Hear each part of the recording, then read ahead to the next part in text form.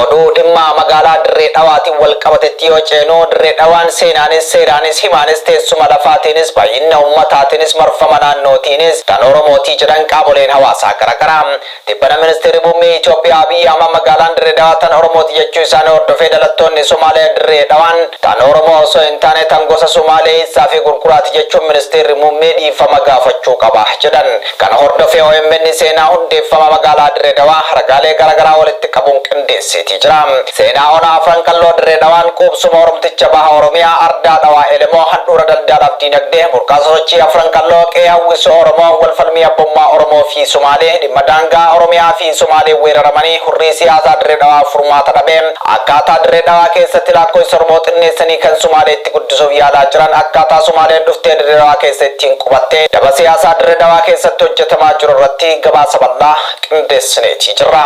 Seenaa hundeeffama magaalaa Dirree Dhawaa irraa yookaanu bara 1880 dura yeroo Minilik Oromiyaa bahaa weeraruu magaalaan giddugala siyaasaa fi diinagdee Oromiyaa bahaa magaalaa Jaldeessaa jedhamti. Magaalaa Jaldeessaa kan bulchaa ture nama maqaan isaa Maarshaa Nahuseenaa jedhamudha. Dirree Dhawaan gara magaalummaatti kan jijjiiramte bara 1902 daandiin baaburaa Itoophiyaa akka seenuuf murtaa'u hordofeeti. Daandiin baaburaa yeroo diriirfamu magaalaa Jaldeessaa keessaan akka bahee Finfinnee qunnamuu yaadamu sababa tabbaa fi lafa gaaraatiin magaalaa Jaldeessaa keessa bahuu dadhabuu hordofee ardaa Dhawaa elemoo keessa akka bahu taasifame. Yeroo kana magaalaan Dirree Dhawaa kan hundooyte. Dirree Dhawaan sababa daandii baaburaatiin gara magaalaatti jijjiiramte akka bulchuuf kan muudame nama bulchaa magaalaa Jaldeessaa ture Maarshaa Nahuseenaadha. Dirree Dhawaan osoo bifa magaalaa hin qabaatin naannoo magaalaa fi Dachaatuu jedhamu namni gosa afran qalloo keessaa ta'e kan maqaan isaa Dhawaa elemoo muudee jedhamu jiraataa waan ture maqaan Dhawaa jedhamuu fudhatame. Lafti inni irra qubatee jiraataa ture kun diriiraa waan ta'eef Dirree Dhawaa elemoo muudee irra jiraatu yookaan qe'ee yookaan ardaa Dhawaa elemoo muudee jedhamee waamamaatii ture.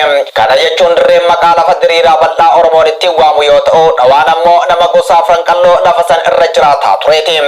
Adeemsa keessa maqaan Dirree Dhawaa jedhamu kennameefi. Dirree Dhawaan gandoota baadiyyaa 38 fi gandoota magaalaa 9 qabdi. Baadiyyaa 38 fi magaalaan sun walitti dabalamuun Dirree Dhawaa jedhamu.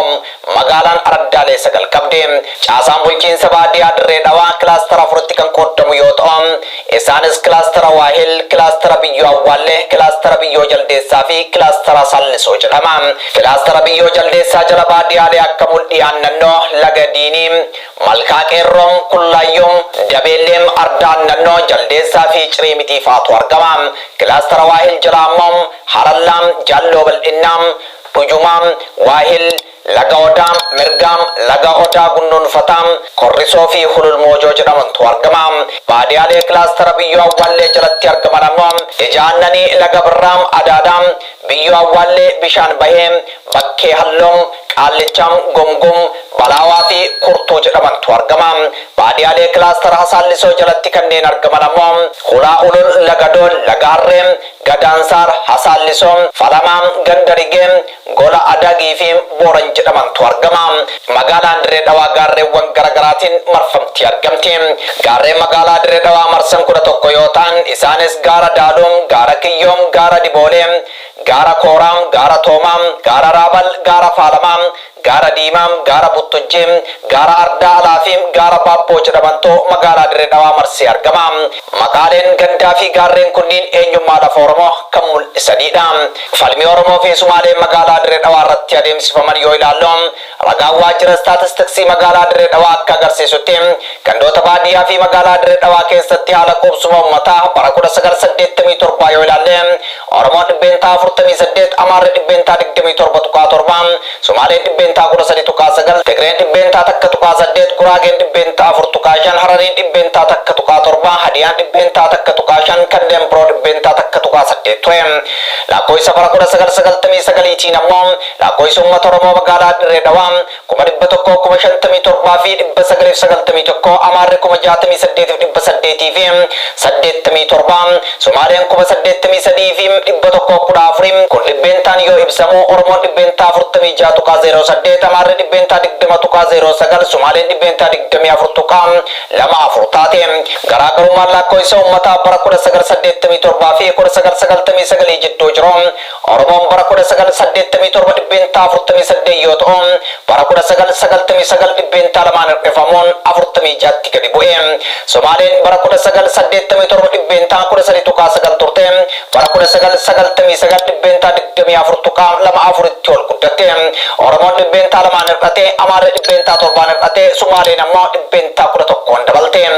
Akka ragaa mul'isanitti yaaliin siyaasaa Somaalee fi Oromoo lafa kana irratti falmisiisuu lakkoofsa Oromoo xiqqeessanii kan Somaalee ammoo dabaluu adeemsifame. Kunis daba siyaasaa abbaa qabeenyummaa Oromoo irratti raawwatamedha.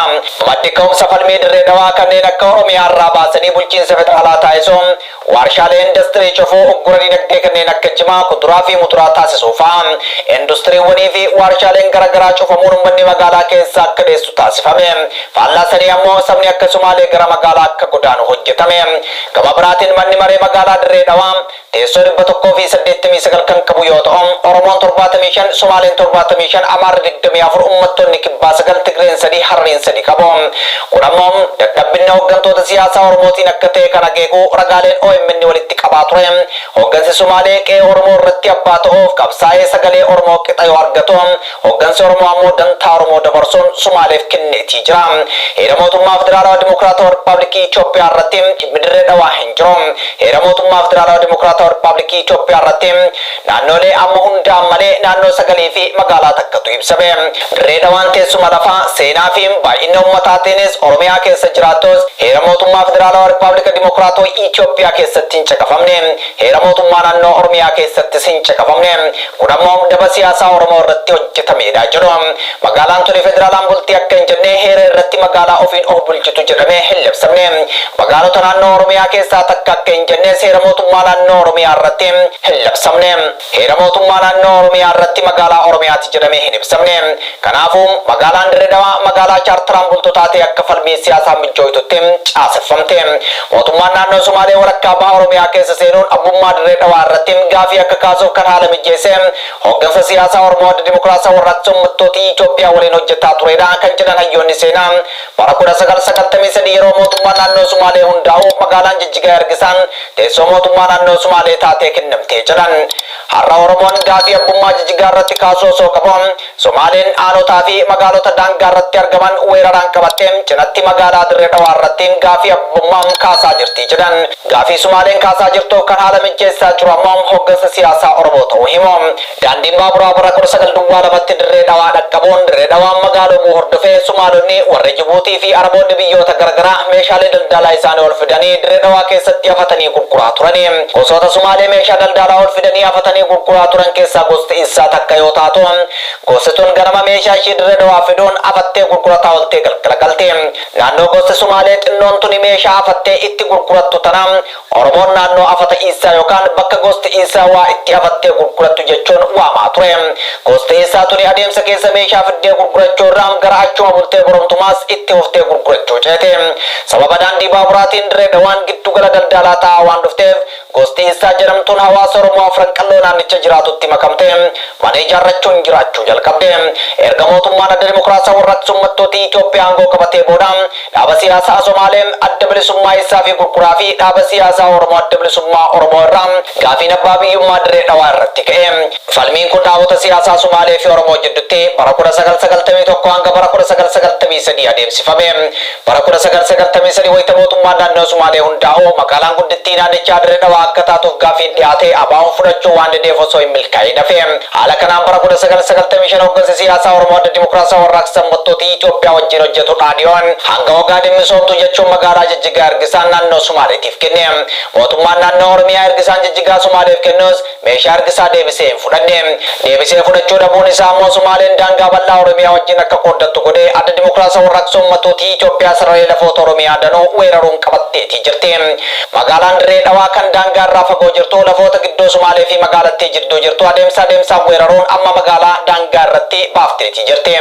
Sababa kanaan maanguddoonni fi namoonni siyaasaa Somaalee magaalaan Dirree Dhawaa magaalaa Somaaleeti jechuun gaafii abbaa biyyummaa kaasaatii jiru. Amajjii 25 bara 2025 heerri aadaa gosa isaa UNESCO irratti galmaa hordofee sagantaa galateeffannaa magaalaa Dirree Dhawaa irratti qophaa'e irratti maanguddoonni gosa isaa magaalaan Dirree Dhawaa kan Somaaleeti jechuun bulchiinsa Somaalee jalatti akka deebituuf gaafachuun isaanii ni yaadatama. Hooggansa siyaasaa Oromoo bulchiinsa biyyattii harkaa qabu dhimma kanarratti waan jedhe hin qabu. Dhimmi magaalaa Dirree Dhawaa akkuma magaalaa Finfinnee hibboo deebii dhabeem ta'ee itti fufeetii jira. Fayyadamtoonni miidiyaa hawaasaa dubbii dhalattoonni naannoo Sumaalee dubbatan hordofuun komii isaanii miidiyaa hawaasaa irratti barreessaatii jiru.